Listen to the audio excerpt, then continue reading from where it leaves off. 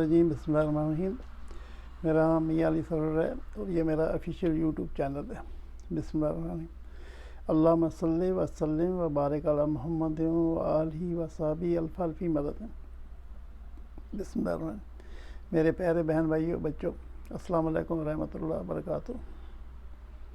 اللہ نے کی توفیق سے آج میں دوبارہ پھر حاضر ہوا ہوں ایک ویڈیو لے کے۔ تو آئیے چلتے ہیں ویڈیو کی طرف۔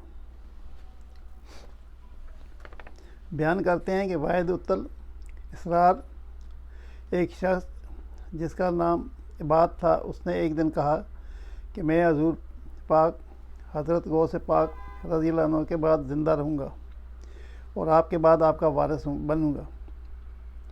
آپ کا جو بھی ورثہ اور ترکہ ہوگا میں سنبھالوں گا۔ تو حضور غوث پاک رضی اللہ عنہ نے یہ بات سن لی۔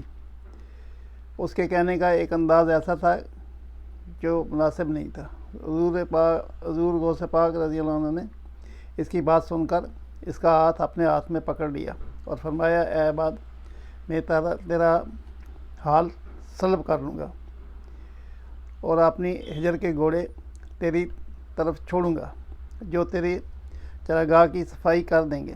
فرماتے ہیں کہ حضور پاک غوث پاک رضی اللہ عنہ نے اس کا ہاتھ نہیں چھوڑا حتیٰ کہ اس کا تمام حال سلب ہو گیا۔ اس کا وہ حال جاتا رہا اور مدتوں اس طرح اس حال میں رہا۔ اسے جو مقام و مرتبہ ملا تھا رائے سلوک میں، وہ اس سے چھن چکا تھا۔ میرے عزیزوں، اس واقعے سے ہمیں اللہ کے پیارے غوث پاک رضی اللہ عنہ کی قدر منزلت پتہ چلتی ہے اور ساتھ ہمیں جو درس سیکھنے کو ملتا ہے وہ ہمیں ہمتاً باادب رہنا چاہیے۔ اپنے سے بڑا ہو، برابر ہو یا جسے ہم نہیں جانتے یا جانتے بھی ہیں، ادب کا دامن ہر آن تھامے رکھنا چاہیے۔ اگر ہم کسی کی بے ادبی کرتے ہیں، جیسے کہ بے ادبی میں بہت سی قسمیں ہیں، اونچی آواز سے بات کرنا، کسی کو پلٹ کر جواب دینا، خصوصاً ہمارے والدین ہیں، ہمارے اساتذہ اور ہمارے بڑے ہیں، ہماری سوسائٹی کے ہمیں بڑے ہیں، تو ان سے سب کا ادب و احترام بہترین چیز ہے۔ اگر کوئی مقام اور مرتبہ چاہیے تو زندگی میں کامیابی کا پہلا زینہ یہ ہے کہ ادب ہے۔ اس بات کا شواہد ہیں کہ ازل سے ملتا ہے کہ حضرت آدم علیہ السلام کو سجدہ کرنے کا حکم ہوا تو تمام فرشتوں نے سجدہ کیا سوائے ابلیس کے۔ تو اللہ تبارک تعالیٰ فرماتا ہے کہ ہم نے اس کے گلے میں لعنت کا توق ڈال دیا اور قیامت تک وہ اس کو رد کر دیا گیا۔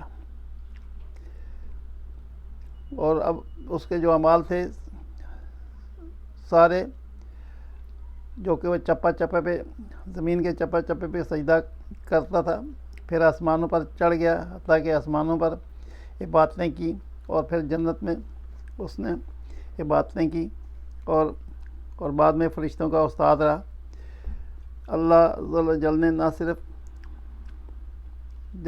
صرف اس نے نافرمانی کی، اللہ نے اپنے جس پیارے کو سجدہ کرنے کا حکم دیا تھا اس کے مقابلے میں اکڑ گیا اور غرور و تکبر کے سبب وہ راندہ درگاہ کر دیا گیا۔ اگر یہ عاجزی اور ادب کا پیکر بنا رہتا تو یہ کامیاب رہتا۔ تو یوں اللہ تبارک تعالیٰ نے شیطان کے گلے میں جو لعنت کا توق ڈالا ہے، اس کا سبب وہ غرور تکبر ہے، اس کی بے ادبی ہے۔ تو ہمیں ہر آن باادب رہنا چاہیے، خصوصاً اپنے اولیاء اکرام کا، جیسے کہ اللہ تبارک تعالیٰ نے اپنے اولیاء اکرام کو عوام الناس میں پوشیدہ رکھتا ہے۔ تو ہمیں نہیں معلوم کہ ہمارے سامنے والا کس بڑے حال کا شخص ہے، ہمیں نہیں معلوم کہ یہ اللہ کی بارگاہ میں کس قدر مقرب ہے۔ ہم جو ظاہری اولیاء ہمیں جو نظر آتا ہے، اس کا لباس دیکھ رہے ہیں، اس کا اٹھنا بیٹھنا دیکھ رہے ہیں، لیکن وہ باطن میں کس قدر کامل ہے اس چیز کا ہمیں ادراک نہیں۔ اس لیے ہم پر ہر آن ادب اور فرمانبردار رہنا چاہیے۔ آج ہی اللہ کو محبوب ہے، اور یاد رکھیے گا کہ جس درخت پر پھل لگتا ہے وہ درخت جھکا رہتا ہے، جو شاخ جتنی جھکی ہوئی ہوتی ہے اتنی پھلدار ہوتی ہے۔ تو آدمی جس سے ہو سکے جس قدر عاجز کساری کا اور مزاج رکھے گا اسے اتنا بڑا رتبہ اور مقام ملے گا۔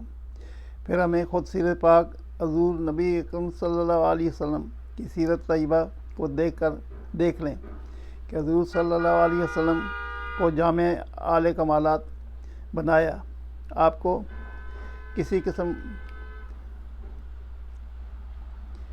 ہر قسم کے آپ کو اختیار دیے گئے۔ آپ کے اشارہ ابرو اگر فرماتے تو دشمنوں کو کاٹ کر رکھ دیا جائے۔